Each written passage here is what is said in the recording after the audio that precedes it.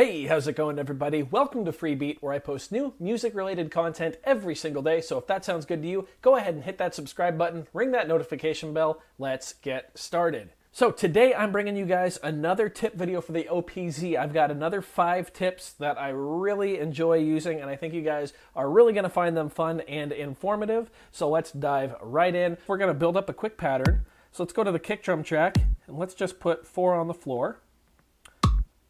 That's good. Let's get our metronome out of here. Just a basic pattern. Let's go to the hi-hat track. Oh, hi-hat track, I said. We're just going to do 4 on the hi-hat as well. Same 4. And snare drum will go on 2 and 4. We'll do that one. So 2 and 4. Simple, nice, and basic. Alrighty. So for the first tip, we are going to talk about how you can shift a track one whole step on the sequencer. Like the whole track, you can move it to the left or to the right. It's really weird, kind of different. And I only found out about this a couple weeks ago, so this is relatively new to me as well. So we're going to go to the kick drum track, and what you're going to do is you're going to hold track and then press either plus or minus, and all of the notes are going to shift one space to the left or one space to the right, depending on plus or minus. So let's move everything one step to the right. 1, 2, 3, 4, and let's do it. Everything moved one step over. So our pulse is still 1, 2, 3, 4, right there, but the bass drums moved over one. Let's do it again. So track, plus. 1, 2, 3, 4, 1, 2, 3, again. Now that one feels pretty cool. 2, 3, 4, 1, 2, 3, 4, 1, 2, 3, 4. So you can actually watch them as I just hold down and shift through. They're all just cycling forward and backward. And it's really fun. You can get some really cool rhythmic variations that way. And it works for whatever track you have set up as the active track. So let's try with the snare drum.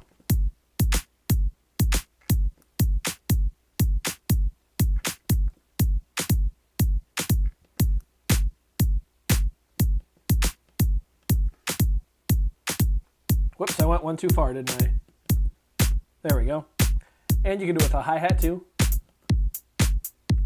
So it's a real fun way, especially live, to mess with some rhythmic ideas. Yeah, very cool. And again, that one's new to me too. That one kind of blew my mind. I was very, very excited about it. Next up, we've got a couple tips that deal with the shift button. So for that, we're going to make a bass line. So let's go to the bass track. Let's just play something like that. Let's play it on the lead as well. Gonna bring the volume on that down. Cool. So this one is something that's really cool. I actually did this in my last video, and quite a few people caught on to it, but I still wanted to include it in this video. You can hold the shift key, and whatever track you are on, as long as you are holding the shift key, any changes that you make to the dials on any of the parameter pages for the track, as soon as you let go of the shift key, it'll go back to what it was before you held shift. So let's go to page 1 here.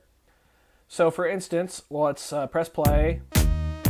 We are on the lead track. We're going to hold shift, increase the filter resonance, still holding it.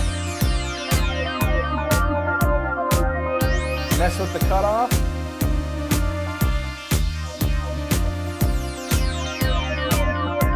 And let go. And it goes right back to what it was. How cool is that? Let's do it with the bass track. And let's do it with the first and second parameters here.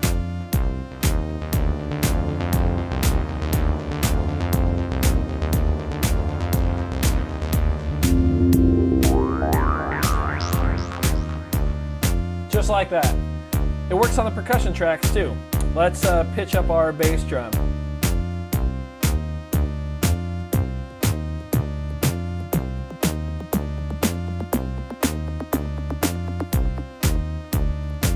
Very, very cool. That is one of the coolest things I think that the OPZ can do when it comes to performance. It allows you to get really, really creative Just make sure you're actually holding down the shift key before you start messing with the knobs. Otherwise, it will permanently change what you're doing there.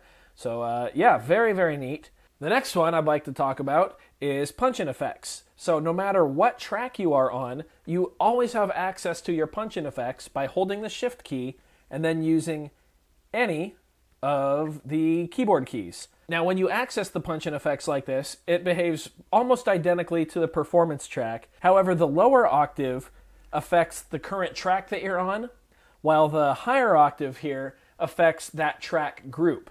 So let's say we're on the bass track. So these keys right here, up to the E, these will affect just the bass track. And then these keys here, these will affect all of the synth tracks. So let's give that a try. So we'll hold shift. So this one drops it an octave. And this one will drop all of the synth tracks an octave. So you see how that works? So when we hold shift, this one just drops the bass track. This one drops all the synth tracks.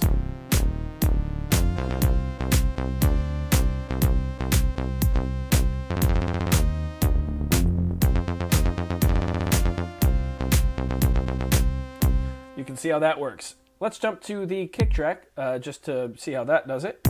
Same thing, holding shift. These will just affect the kick track. Drops the kick track an octave. Now this drops all the percussion tracks an octave.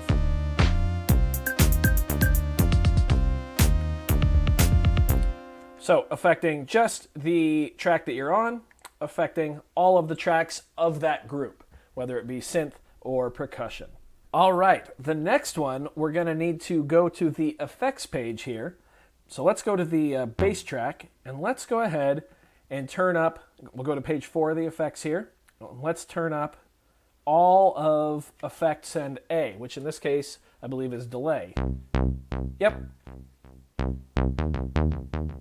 So, what if we want to adjust the parameter of the effects itself? So we go to effect number 1.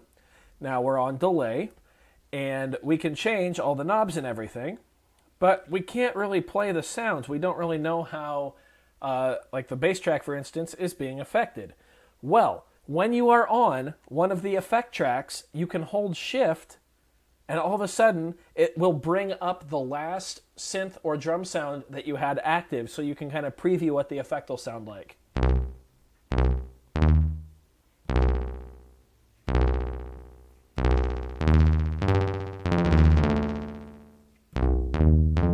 So in this case, of course, it's the bass track because that's the last one we had pulled up.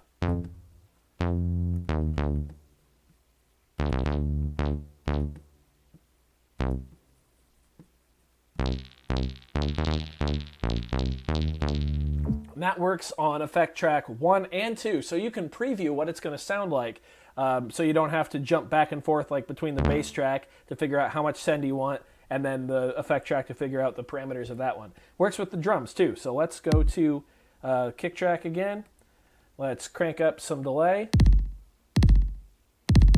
Now let's go back to effect track 1, hold shift, and since the last track that we were on was the kick track, there we can hear it.